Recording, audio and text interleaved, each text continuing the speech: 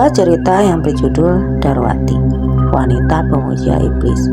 Dan untuk seperti apa kisahnya, mari kita masuk ke ceritanya. Darwati, beliau adalah penari ledek yang cukup terkenal pada masanya. Dengan parasnya yang ayu rupawan, Darwati mampu menggait para pria hidung polkadot yang suka main perempuan. Sumber cerita ini adalah almarhum ibu saya sendiri, sewaktu beliau masih remaja, berkisar umur 16 tahun. Usia yang masih sangat belia dan dipaksa dewasa karena keadaan. Peristiwa yang cukup menggemarkan masyarakat Grobogan, tepatnya di desa Karjosari, kematian yang terjadi secara beruntun, yang terjadi secara mistis, dan anehnya, kematian misterius itu justru menimpa kaum lelaki yang gemar menonton tarian ledek atau tayu. Pada waktu itu, pagelaran layu sering dipertontonkan di balai desa atau lapangan pada saat hajatan atau ada pilihan orang. Nama dan tempat kejadian sengaja saya samarkan demi menjaga privasi yang bersangkutan. Untuk mudah membaca, saya menggunakan sudut pandang orang pertama. Awal cerita ini terkuak ke muka masyarakat saat ditemukannya satu sosok mayat pria parubaya di perkuburan tua yang terletak di pojok desa dekat dengan persawahan. Ibuku menyebut Pesarean Bong, semata nama Bong karena tanah itu dulunya milik orang Tionghoa bernama Bong Juang. Warga yang menyaksikan mayat pria parubaya itu dibuat terkejut. Matanya membelalak dan mulutnya menganga, mirip seperti orang ketakutan melihat Temin. Sekujur tubuhnya kaku dan diisi dengan cakaran kuku yang tajam. Terlihat darah kental merebas dari bekas cakaran kuku itu. Meski dibalut rasa heran, akhirnya mereka hanya menceritakan kematian aneh itu, beranggapan pria asing itu meninggal dengan wajar. Kematian ini juga menjadi perbincangan dan menyebar hingga ke seluruh desa lain. Grobogan, 1970. Seperti biasa, Sukarti, ibu saya, menyiapkan dagangannya. Dengan raut muka sumringah menyambut pemilihan kepala desa yang otomatis menjadi ladang rezekinya, karena banyak diadakan acara yang mengkampanyekan siapa lurah yang akan terpilih. Sukarti biasa berjualan di empale yang disediakan untuk penjual jajanan. Ia berjualan wedang dan gorengan sambil menonton tarian ledek. Apabila penonton membludak, otomatis ia akan kebanjiran. Rasanya puas jika selesai acara tenan gorengnya kosong. Itu tandanya laris manis, dan dengan gembira ia pulang membawa uang untuk Simbo dan bapak di rumah. Sebelum pulang, Sukarti sering duduk santai bertanya-tanya dengan temannya bernama Darwati. Darwati adalah penari ledek yang cukup dikenal waktu itu. Darwati lebih tua 10 tahun dari Sukarti. Ia bisa menemukan Yudar.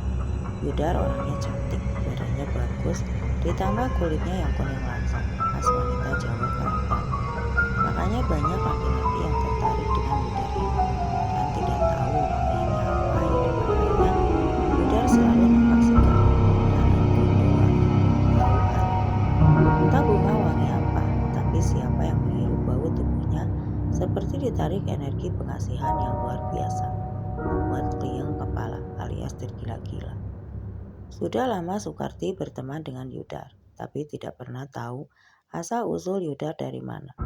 Pernah juga terdengar selentingan, Yudar sempat menikah tapi bisa, dan dulunya menjadi wanita simpanan orang Jepang. Namun kabar itu hanyalah bias dan menghilang seiring berjalannya waktu. Yudar yang sekarang telah menjelma menjadi wanita molek yang menjadi primadona banyak lelaki. Duh, kau belum pulang? Laris jualannya. Yudar mendekatiku yang sedang duduk di balik bambu sambil melamun. Aku tersentak mendengar suara Yudar. Yudar, toh nanti yuk pulangnya, aku nunggu Yudar. Sudah lama gak ketemu kan yuk? Jawabku sambil tersipu malu. Iya Du, lumayan lama ya.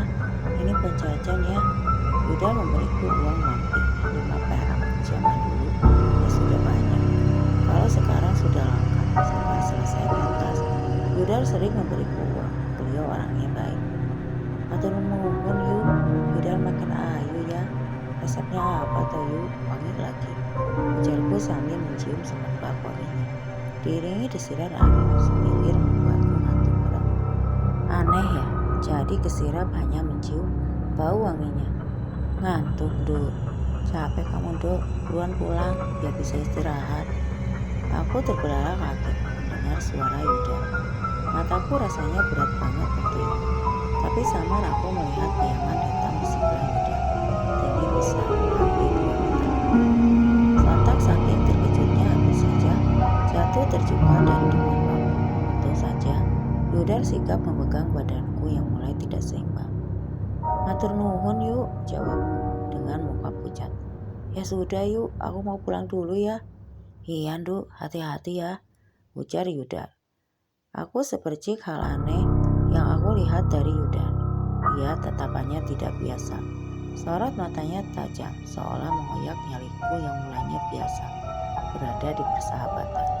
Sekarang aku jadi ingin segera menghilang dari tempat itu. Yang terlintas di pikiranku itu bukan Yuda.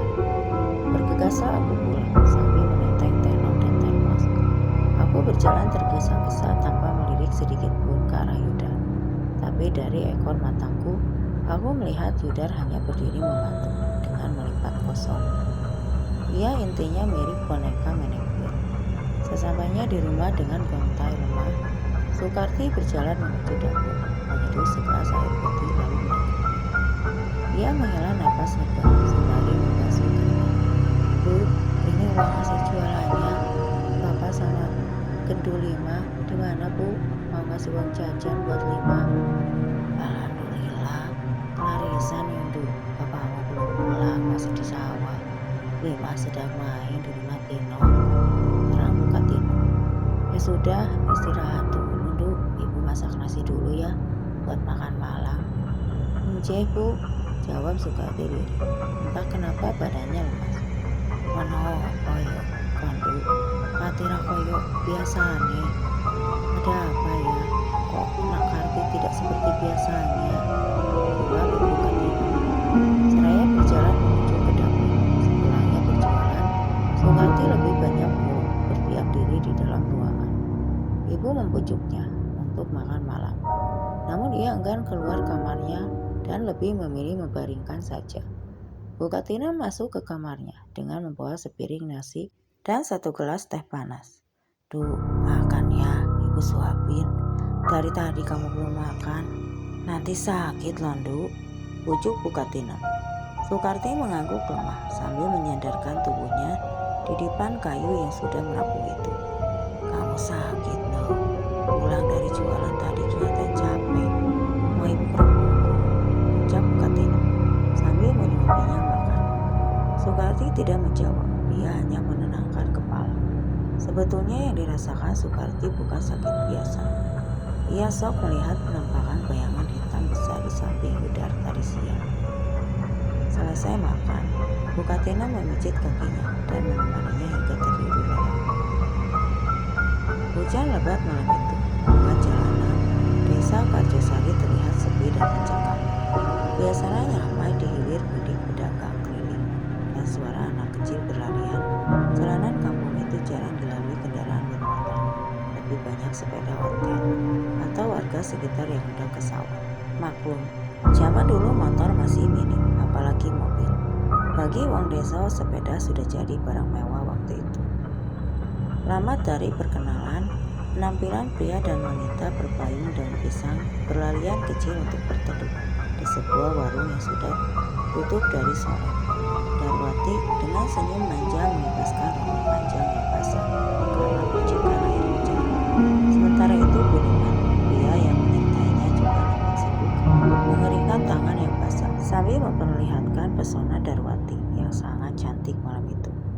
Mereka sepasang sekasih, sepertinya belum lama jadian. Banyak rumor yang beredar. Setiap laki-laki yang berada di dekatnya tidak akan bertahan lama, andai pun berhubungan tidak pernah sampai menikah. Darwati pun tidak pernah ambil pusing dengan kuncingan warga sekitar. Ia merasa tidak mengganggu suami orang.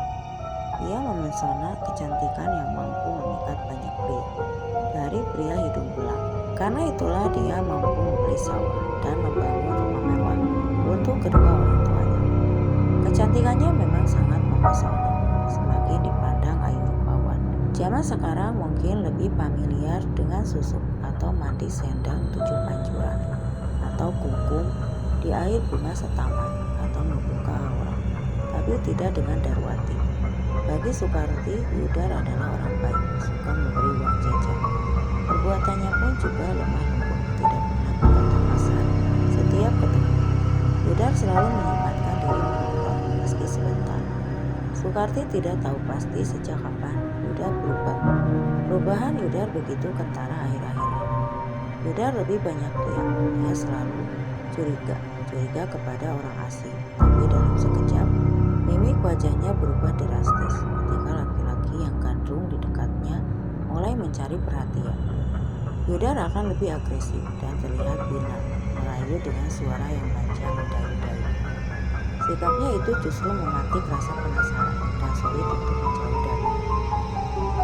Malah menyisakan keningan dan suara burung hantu yang saling bersahutan. Ketika semua sedang terlelap di peraduan, saat itu jualah Darwati asik memadu kasih dengan Budiman. Saat asik masuk itu, "Darwati, kau perlu memberiku tumbal. Ingat, kau adalah istriku. Janjimu harus ditepati. Selamanya kau akan mengabdi padaku.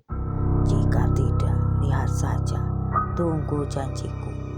Suara itu seolah memecah di gendang telinga. Bisikan berat sesosok yang tak kasat mata. Namun hanya dirinya yang mampu mendengar. Sementara Budiman sibuk mencembui tubuh melempem. Darwati mulai gelisah karena suara tak kasat mata itu. Ia jadi ingat kedatangannya di sebuah petilasan yang letaknya dekat dengan Pasarian Pong telah membuka dan membawa pada kemusyrikan. Ia mengabdi pada satu sosok bernama Jubu. Jubu bentuknya menyerupai tikus sawah, tapi lebih mirip musang. Namun ukurannya lebih besar, mirip manusia. Mulutnya moncong, telinganya lebar taring, dan memiliki mata besar. Sosok itu bisa berjalan layaknya manusia, dan yang paling jijik, sosok itu memiliki alat vital, mirip seperti pada umumnya laki-laki. Badannya kekar serta memiliki kuku tajam di tangan dan kakinya. Ada perjanjian apa Darwati dengan sosok Jubu penunggu petilasan Pong? Seorang penari ledek senior pernah menyarankan Darwati memakai pemikat sehingga ia semakin digandrungi laki-laki dan dengan mudah mendapatkan uang. Namun ada beberapa syarat yang harus dipenuhinya. Awalnya ia ragu. Namun rasa egonya yang sangat besar dan menguasai dirinya sehingga akal sehat tak lagi terbebani dengan keputusan yang diambil. Ada 5 syarat yang harus ia lakukan. Topok hukum saat purnama tiba. Tanpa selai kain melekat di tubuhnya, memeras dan air dimasukkan ke dalam kolam tempatnya melakukan topok kungkum. Menyediakan telur kampung, kembang setaman, menyan dan ayam merah. Menari ledek barangan berpasangan dengan sosok itu, lalu bercinta. 5 syarat yang harus dipenuhi dan dilakukan saat malam hari di petilasan itu. Apabila telah tercapai, sebaliknya ia harus bercinta pada saat purnama dan memberi satu tumbal laki-laki dewasa setiap tahun. Tolong, ada mayat. Rahmat berlari tunggang langgang, hampir saja kakinya kepleset karena jalanan yang becek setelah hujan lebat semalam. Kematiannya bukan tanpa sebab. Ia menemukan tubuh kaku seseorang laki-laki di bawah pohon. Tubuh lelaki itu sudah memucat, bibir biru menganga, dan bola mata yang menyembul hampir keluar dari kelopaknya. Kematian yang aneh seperti melihat makhluk menderita. Beberapa warga yang berada di sawah mendengar teriakan Rahmat dari pengasingan. Mereka tampak panik. Tidak biasanya juga ada mayat di area persawahan, sebelumnya aman saja. Tidak ada kejadian yang membuat gempar warga Karjosari. "Ada apa, Nak? Kok ketakutan?" "Ada mayat, Mbah. Di sana, di bawah pohon, dekat kuburan Bong," jawab Rahmat dengan napas tersengal-sengal. "Mayat Bung Edi?" tanya Padula penasaran. "Gak kenal, Pak. Sepertinya bukan orang sini." Ujar Rahmat. "Bukan warga sini?" jawab Padula keheranan. Tidak habis pikir kenapa bisa ada di kuburan Bong padahal malam hujan lebat. Serentak para warga berbondong-bondong menuju Pasarian Bong. "Lek, kamu ke rumah Pak Lurah ya. Mati Syukur sama Pak Lurah, ada mayat di pesarean, ucap Badula sebelum berangkat ke pasarean. Enggih Pak, jawab Rahmat singkat. Sesampainya di sana, innalillahi wa inna ilaihi raji'un. Ya Allah, meninggalnya kenapa ini ya Pak? Apa sakit ya? Ujar Pak Mangun sambil berjalan mendekati jenazah tak dikenal itu. Kok saya ndak asing ya? Pernah melihatnya bersama Darwati, ucap Badula mencoba mengingat. Tapi di mana? Batin Badula. Di tengahnya ia melamun itu, Pak Lurah ditemani beberapa Joko Bayan datang ke pasarean dengan membawa keranda. Bagaimana bapak-bapak? Ada yang mengenalnya tidak? Tanya Pak Lurah sambil mendekati jasad untuk memastikan siapa laki-laki itu. Pak Lurah terkejut ketika melihat wajah mayat itu. Budiman, Bapak tahu siapa mayat ini? Tanya Pak Lurah. Pak Lurah yang masih keadaan shock tidak langsung menjawab pertanyaan Pak Lurah. Asalnya Budiman ini adalah rekan bisnisnya. Sejak kapan Budiman dekat dengan Darwati? Gumam Pak Lurah dalam hati. Asalnya sudah hampir setahun ia tidak bertemu dengan Budiman. Setelah selesai membangun proyek perumahan di Karjosari, Budiman pulang ke kampungnya. Pertanyaan itu terus menggelayut di pikirannya, meski sebenarnya wajar jika banyak yang mengenal Darwati. Namanya tersohor hingga ke pelosok desa lain. Darwati penari ledek tercantik dan sangat menggoda kaum lelaki. Kebetulan saya kenal dengan beliau. Dulu rekan bisnis saya sewaktu membangun proyek perumahan tahun lalu, Pak. Namanya Budiman, terang Pak Lurah dengan raut wajah yang penuh tanya. Para warga yang mendengarnya menghela napas lega karena ada yang mengenal siapa laki-laki asing itu, yang ternyata adalah rekan bisnis Pak Lurah. Ya sudah bapak-bapak, lebih baik kita bawa saja, kita urus dulu jenazahnya, tegas Pak Lurah. Singkat cerita, setelah selesai disucikan dan didoakan, Pak Lurah menghubungi keluarganya Budiman untuk mengabarkan kematiannya. Meski dengan berat hati, namun keluarga harus tahu kemalangan yang telah menimpa Budiman. Akhirnya tumbal pertama sudah kau berikan. Aku akan memenuhi janjiku. Aku akan membuat banyak laki-laki bertekuk lutut padamu Darwati, dan mereka rela memberikan harta kekayaannya padamu. Suara misterius itu terngiang di telinga Darwati saat ia sedang mediasi di petilasan gong saat tengah malam. Bau wangian di tubuhnya seolah memanggil sosok Jubu itu untuk menampakkan diri. Dalam penglihatan Darwati, sosok Jubu itu menyerupai wajah Budiman.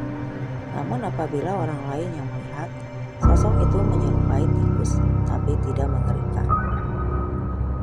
Di tengah malam dingin itu, Darwati melakukan persetubuhan dengan sosok yang menyerupai Budiman itu.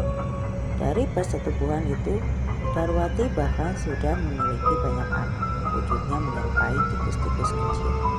Ritual seperti itu dilakukannya setiap Selasa Kliwon. Dia akan menyerahkan seluruh tubuhnya pada sosok Jubu. Sesuai perjanjian awal, ia harus menyerahkan tumbal setiap tahunnya. Namun semua yang dilakukannya bukan isapan jempol semata. Seiring berjalannya waktu, Darwati telah menjadi orang kaya di desa Karjosari. Banyak desas-desus yang beredar. Kematian Budiman memang sudah menjadi target untuk ditumbalkan. Tapi warga masih mengasingkan karena tidak ada bukti kuat. Karena Darwati tampak biasa saja. Justru ia banyak memberi sumbangan untuk desa, membetulkan jalan yang rusak, membangun masjid dan sekolah. Mereka menepis dalam-dalam apabila muncul prasangka itu. Namun tidak sedikit pula yang berpikir lihat, tangkapan ledek itu upahnya tidak seberapa. Tapi Darwati bisa membeli rumah, sawah, mobil, bahkan menyumbang dana untuk pembangunan desa. Suatu ketika di penghujung tahun ada pagelaran wayang kulit Semarang Sunda. Seperti biasa, Darwati bersama rombongannya juga tampil di acara tersebut. Darwati, ayo tenan boleh, ayo nih orang bosan nih di sawang sasoyo ayu jan marai kesem-kesem. Kartono pemuda tahun itu tak kuasa menahan rasa sukanya kepada Darwati. Walah Kar, awakmu ra iso ndolek wong wadon ayu sithik, tangane iso buruk ngaduk teneng kuping, ujar supir. Emangnya kudu ngaduk kuping pole? Lah iya ora tok, sing penting wani ye, sambungnya pada le supir. Le supir yang mendengarnya hanya bisa menggeleng kepala. Setelah selesai bicara, tak segan Kartono menghampiri Darwati, hanya untuk melihatnya lebih dekat. Waktu itu Kartono kelihatan menggebu pada Darwati. Ia sangat menginginkan tubuhnya. Entah setan apa yang merasukinya. Ia memberanikan diri mencium punggung Darwati yang mulus itu. Gayung pun bersambut. Darwati justru senang dengan cumbuan mesra dari Kartono. Tidak peduli banyak orang memperhatikan gerak-gerik mereka berdua. Darwati memang akan berubah binal ketika lelaki mendekatinya. Kebinalan itulah yang menjadi magnet untuk menggait korbannya. Walah, Kar, rawe di kowe sudah ditumbal mentok. Batin le supir kesal, raut wajahnya menyiratkan kebencian pada Darwati. Hanya le supir yang merasakan Darwati memiliki pemikat. Kekayaannya sangat tidak wajar. Mendekati tengah malam, satu persatu warga yang menonton pagelaran itu pulang ke rumah masing-masing. Darwati pun siap beranjak dari tempat itu. Loh, Mas Karton udah pulang, ujar Darwati dengan sebelah senyum yang sangat manis. Saya mau di sini saja menemani Mbak Darwati. Mbak, saya senang sama sampean, jawabnya sambil tersinggung. Ah, masa Mas senang sama saya? Udah takut Mas, ujar Darwati. Iya Mbak, saya senang sama sampean. Saya rela melakukan apa saja asal Mbak Darwati mau sama saya, ujar Kartono yang sembari merapatkan kedua tangannya, seolah memberi sinyal bahwa ia begitu ingin menikmati tubuh molek Darwati. Dari saku celananya tiba-tiba ia mengeluarkan sekepopong kertas, lalu menyodorkannya pada Darwati. Darwati tidak langsung mengiyakan, dia hanya menatap Kartono tajam. Kartono yang sedang ada dalam pengaruh Darwati tidak menyadari jika dirinya sedang mengejar sosok itu. Mas Kartono mau gak antar saya pulang? Jalan kaki sendiri takut Mas, soalnya saya ada bawa kendaraan, mikirnya dekat rumah. Cuma kalau malam gini kan jadi ngeri Mas, bujuk Darwati manja. Wah ya, iya mau lah, jawab Kartono singkat. Betapa senangnya hati Kartono waktu itu. Dia menerima ajakan Darwati untuk mengantarkan pulang. Kartono sama sekali tidak menaruh curiga pada Darwati yang sebetulnya sedang dikuasai sosok menyeramkan itu. Sementara itu, Bu, Ibu, aku Edi Bu, mana setan? Sukarti berteriak histeris memanggil ibunya. Ia terbangun tengah malam karena melihat bayangan hitam menyeramkan di kamarnya. Ia meringkuk menutup wajahnya dengan bantal sambil menangis sesegukan. Oh no, Duk, kamu kenapa? Bukatinem tampak membingungkan melihat Sukarti ketakutan seperti melihat setan. Padahal memang ia sedang melihat sosok besar ketakutan, sama persis yang dilihatnya di samping Yuda beberapa waktu lalu. Duk, sadar Duk. Bukatinem berusaha menenangkan Sukarti. Beliau terus menggoyang-goyang tubuh anaknya yang kaku dengan mata melotot. Ia terus menatap ke arah jendela kamarnya yang terbuka lebar. Ada apa Bu? Karti kenapa? Ucap Padula sembari berjalan tergesa mendekati Sukarti. Ora beres iki Bu. Sopo iki sing gawe anakku ngene iki? Tegas Padula menahan amarah. Lungo kowe ojo ganggu anakku. Ditonono merah tak golong kowe. Padula marah bisa bukan tanpa sebab. Beliau tahu bahwa anaknya sedang mendapat gangguan dari sosok gaib. Beliau termasuk orang yang mengerti hal-hal berbau mistis. Sejak kecil sudah banyak melakukan amalan dan belajar ilmu agama di pondok pesantren.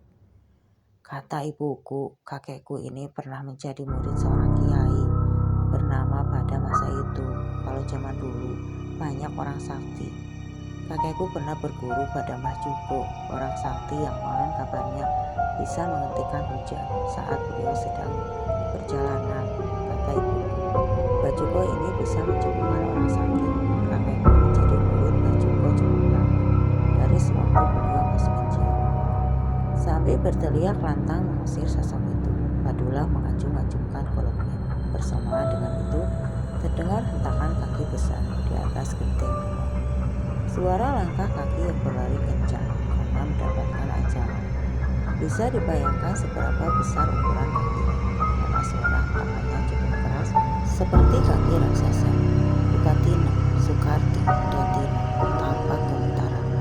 Mereka saling berpelukan erat. Tino mencengkram lengan Karti yang menangis ketakutan. Sosok jubu ini mengikuti Sukarti selepas ia pulang berjualan. Sosok itu menyukai Sukarti dan ingin menyetubuhinya. Darahnya manis. Aku menginginkannya. Suara itu menggema, lalu hilang terbawa angin. Setan alas, ditenono, emeren emane, bakar kowe, ucap Padula geram. Sukarti diincar, Bu. Saya tunggu sarean bong. 40 dina Sukarti ditunggu wae, Bu. Iki meski ono sing ngeduweni. Sukarti sudah ditandai, Bu, ke kuburan. Ini pasti ada yang punya.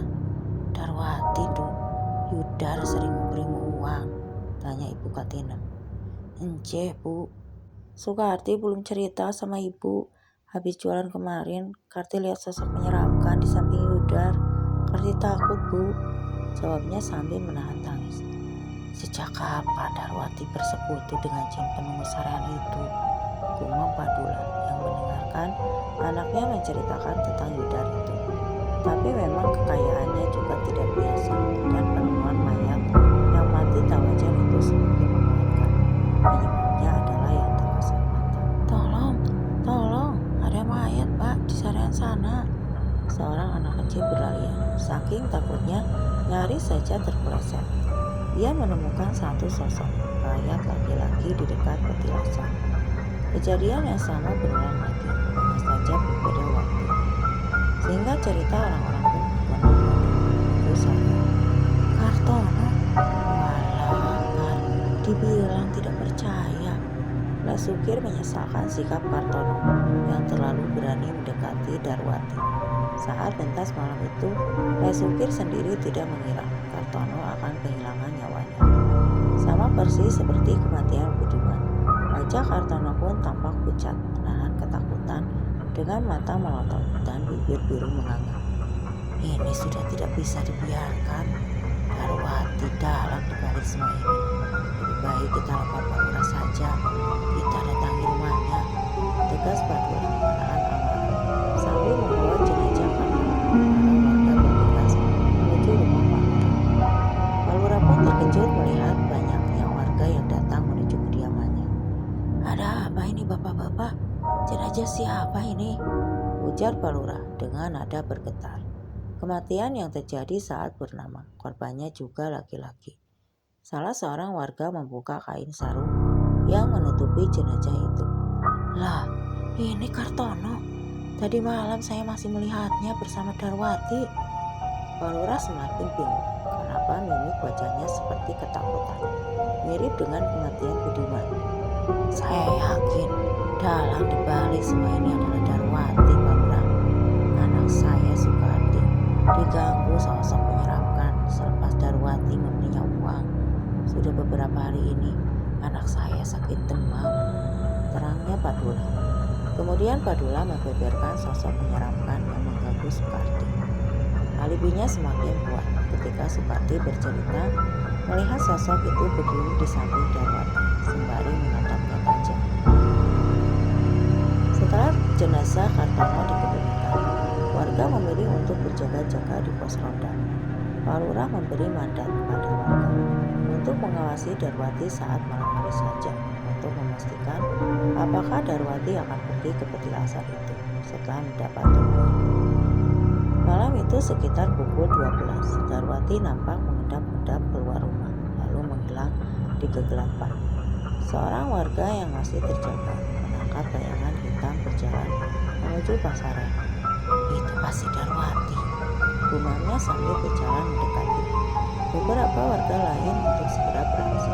Dengan tergesa, dia membangunkan beberapa orang yang sedang tidur. Aduh, bangun Kang, letangile.